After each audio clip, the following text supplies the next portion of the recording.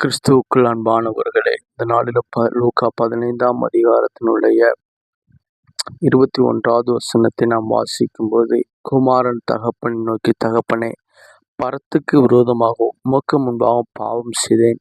இனிமேல் உம்முடைய குமாரன் என்று சொல்லப்படுவது நான் பாத்திரம் அல்ல என்று சொன்னான் என்று சொல்கிறதான ஒரு அழகான ஒரு வேத வசனத்தை நாம் இந்த இடத்துல நாம் வாசிக்க முடிகிறது. இந்த லூக்கா 15ஆம் அதிகாரத்தினுடைய 12வது வசனத்திலிருந்து அந்த அதிகாரம் 32ஆம் வசனமுடைய வார்த்தைகள் நாம் வாசிக்கும் பொழுதே, கெட்ட குமாரனுடையதான தன்மைகளை குறித்து நாம் வேதத்திலே தெளிவாக நாம் பார்க்க முடிகிறது.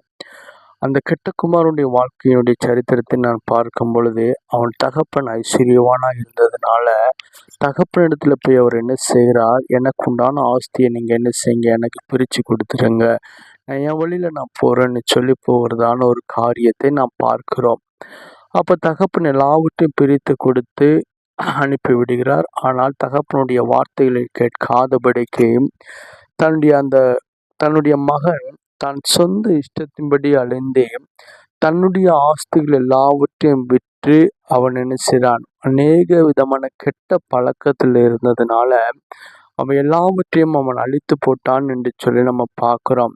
அழித்து போட்டது மட்டுமல்ல, அவனுடைய பசியை தீர்ப்பதற்காக அவன் பன்றிகளுக்கு கொடுத்த அந்த தவிட்டை திங்க அவன் ஆசையா இருக்கும்போது தான் என்ன உண்டாகிறது, எனக்கு ஒரு தகப்பன் இருக்கிறாரே என்று சொல்லுகிறதான ஒரு உணர்வு இந்த இடத்திலே நாம் பார்க்க முடிகிறது. இன்றைக்கும் நம்ம அநேகவர் அப்படிப்பட்டவர்களாக தான் இருக்கிறோம். தெய்வத்தை அறிந்தவருடைய வாழ்க்கையை நாம் பார்க்கும் பொழுதே, அவருடைய வாழ்க்கையிலே அநேக விதமான ஆசீர்வாதங்களை கர்த்தர் கொடுக்கிறார். கேட்டதெல்லாம் கர்த்தர் கொடுத்து ஒரு குறிப்பிட்ட நாள் வரும்போது உயர்ந்த இடத்திலே கொண்டு போய் வைக்கும்போது இவர்கள் தெய்வத்தை மறந்து போகிறதான ஒரு அனுபவத்தை பார்க்கிறோம். அப்ப தெய்வத்தை மறந்து போகிற ஒரு அனுபவம் இருக்கும்போது மறுபடியும் அவங்களுடைய வாழ்க்கையில ஏதோ கஷ்டங்கள், பிரயாசங்கள், வேதனைகள், சஞ்சலங்கள் வரும்போது என்ன செய்யறாங்க, ஐயோ எனக்காக ஒருவர் இருக்கிறாரே என்று சொல்லி அவர்கள் என்ன செய்கிறார்கள், அவர்கள் மறுபடியுமாக தெய்வத்தை தேடுகிறதான ஒரு அனுபவத்தை நாம் பார்க்க முடிகிறது. அதே அனுபவம் தான் இன்னைக்கு எல்லாருடைய வாழ்க்கையிலும். ஆனா இந்த கெட்ட குமாரனுடைய கதை அதை நான் வாசிக்கும் போது, அதை தியானிக்கும் பொழுதும், அங்கே அவன் உணர்வு அடைந்ததுக்கு பிற்பாடு தன் தகப்பனை தேடி வருகிறதான ஒரு அனுபவத்தை பார்க்கிறோம்.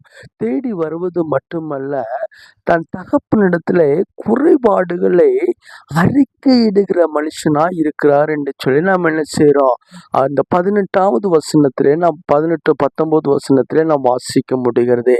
அப்ப தன் பாவங்களை அறிக்கையிட்ட பொழுது, தன்னுடைய அறியாமைகளை அவர் தகப்பனிடத்துல மன்னிப்பை கேட்ட பொழுது, அந்த தகப்பன் நீ என்கிட்ட இருந்து எல்லாவற்றையும் வாங்கிட்டு போனவன் தானே, அதனால உனக்கிட்ட எனக்கு பங்கு இல்லை, நான் உன்னை மன்னிக்க மாட்டேன்னு சொல்லல. அந்த காணாமல் போன அந்த மகன் திரும்ப வரும் பொழுது அந்த தகப்பன் அவர் என்ன செய்றார், ஏற்றுக்கொண்டார் என்று சொல்லி நம்ம பார்க்கிறோம்.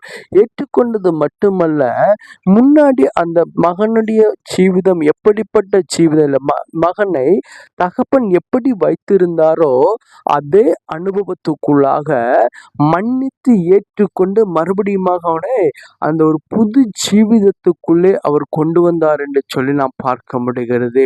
ஆனா இன்னைக்கு உலக பிரகாரமாய் பார்க்கும் பொழுது, ஒரு மனிதன் செய்த தவறுகளை ஒரு மனிதன் என்ன செய்வது கிடையாது, மன்னிப்பது கிடையாது. அந்த தவறுகளை நினைத்து நினைத்து ஒரு நினைச்சார்கள், பழி வாங்க வேண்டும் என்று சொல்கிற எண்ணம் தான் வருதே தவிர, அது ஒருவேளை நம்முடைய பெத்த பிள்ளைகளாக இருக்கலாம், இல்லை உடன்பிறப்புகளாக இருக்கலாம். அப்ப இன்னைக்கு சில பேரை பார்க்கும் பொழுது, நான் மன்னித்து விட்டேன் என்று சொல்லி முகம் பார்த்து சொல்லுகிறவர்கள், ஆனால் அவர்கள் எப்ப பார்த்தாலும் சரி அந்த அவர்கள் செய்த தவறுகளை குறித்து இவர்கள் சிந்தித்து, இந்த மனிதனை நான் ஆதரிக்கலாமா, அவனை நான் என்ன செய்யலாம், கை கொடுத்து தூக்கி விடலாமா என்று சொல்லி யோசிக்கிறதான ஒரு அனுபவத்தை பார்க்கிறோம். ஆனா இங்க நான் பார்க்கும்போது அந்த தகப்பன் அதை குறித்து யோசிக்கல. அவர் என்ன செய்றா, தன் மகன் வந்த உடனே ஓடி போய் அந்த மகனை கட்டி அணைத்து அவர் என்ன செய்றா, அவன் மன்னித்தது மட்டுமல்ல, அந்த மனிதனை அவனுக்கு வெள்ளி அந்த வஸ்திரங்கள், அதுபோல நகைகளை கொண்டு பாதரட்சைகளை கொண்டு அந்தவனை அலங்கரித்தார் என்று சொல்லி நம்ம பார்க்கிறோம். அதே போலதாங்க நம்ம ஆண்டவராகிய இயேசு கிறிஸ்துவும் நம்முடைய பாவங்களை நாம் எவ்வளவோ தப்புகளை நம்ம செஞ்சிருக்கிறோம். எவ்வளோ பின்மாற்றங்கள் நமக்குள்ள இருந்தாலும் சரி, ஆண்டவரே நான் செய்த தவறு என்று சொல்லி என்னை மன்னிக்கும் பொழுது, நம்முடைய முன் நிலைமையை காட்டிலும் பின் நிலைமையை அவர் என்ன செய்கிறார்?